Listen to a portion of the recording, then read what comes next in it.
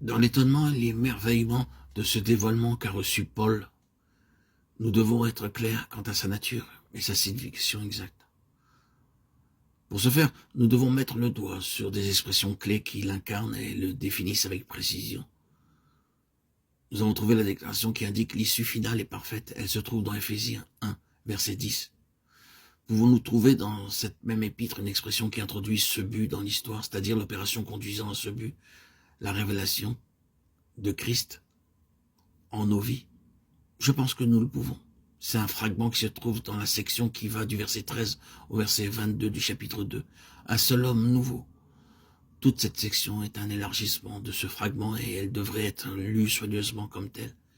Il y a eu des allusions à ceci dans d'autres épîtres de Paul. Cependant ici, il rassemble tout ensemble.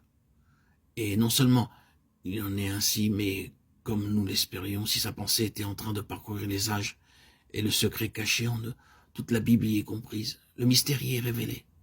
Quant aux autres allusions, nous avons des exemples classiques et impressionnants, comme Romains 5, du verset 12 au verset 19. Ici, les deux souches génériques et raciales sont mises en face l'une de l'autre. Le seul homme Adam et le seul homme Christ. Et le contexte montre ce que chacun représente. Un autre exemple formidable se trouve dans ce chapitre qui projette une lumière étonnante. 1 Corinthiens 15, c'est au verset 45, le premier homme. Adam devint une âme vivante. Le dernier Adam est devenu un esprit vivifiant. Vous voyez le contexte immédiat. Dans Éphésiens, l'apôtre fait premièrement référence à la personne de Christ, et puis passe à un seul homme nouveau, corporatif. Dans un passage antérieur, les deux aspects ont été mentionnés. 1 Corinthiens 12 au verset 3. Jésus est le Seigneur, est mentionné personnellement au verset 12. La proposition ainsi en est-il de Christ. L'article se trouve dans l'original, induit une identité entre les membres et la tête, en vue d'une intention d'expression pratique. Vous êtes le corps de Christ. L'union se fait par un seul esprit, sur la tête et les membres. C'est dans les Éphésiens que ce seul homme nouveau est pleinement révélé. Si c'est le mystère caché de tout temps et dans tous les âges, quoique toujours existants, nous pouvons voir à la lumière de la révélation comment ceci a été la pensée maîtresse à travers toute la Bible, à savoir l'humanité selon Christ. Au commencement, Dieu a dit « faisant l'homme ». L'homme. Le psalmiste s'est décrit « qu'est-ce que l'homme » ? L'homme. Dans l'incarnation, la désignation favorite de Christ à propos de lui-même était le Fils de l'homme. Dans la rédemption, il y a un seul médiateur entre Dieu et les hommes, Jésus-Christ, homme, 1 Timothée 2,5. Dans la reconstitution, il y a le modèle, le second homme, 1 Corinthiens 15, 47. Dans l'exaltation et la gloire, la question du psalmiste trouve sa réponse en Jésus. Qu'est-ce que l'homme ? Psaume 8, 5, Hébreux 2, 6. Dans la consommation, il y a un seul homme nouveau, l'homme dans l'Ancien Testament. Il y a des personnes qui annoncent cela. Adam était la figure de celui qui devait venir, Romains 5, 14. Et cet homme, Moïse, Nombre 12, 3. David était un homme selon le cœur de Dieu, Actes 13, 22.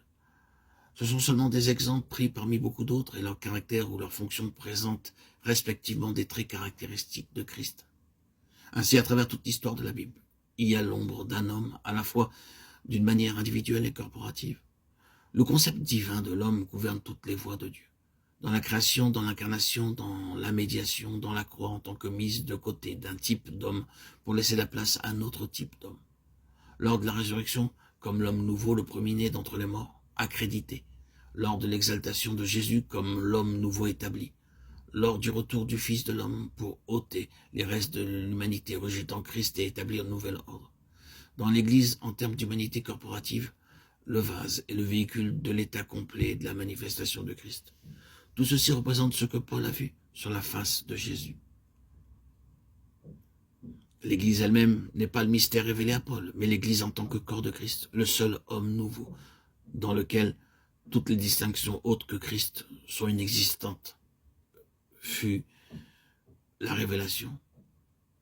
Elle dut être une révélation venant du ciel pour qu'un tel juif farouche, engagé, fanatique, fier de ses ancêtres, de ses origines, de sa naissance, de sa tradition, de sa formation et de son sang, vienne sincèrement à la place où il pouvait dire avec conviction qu'il n'y a plus ni grec ni juif, que tous les murs de séparation sont renversés, qu'il n'y a plus ni circoncision ni incirconcision, qu'il n'y a plus d'ignorants ni de chiens, mais que tous sont en Christ Jésus.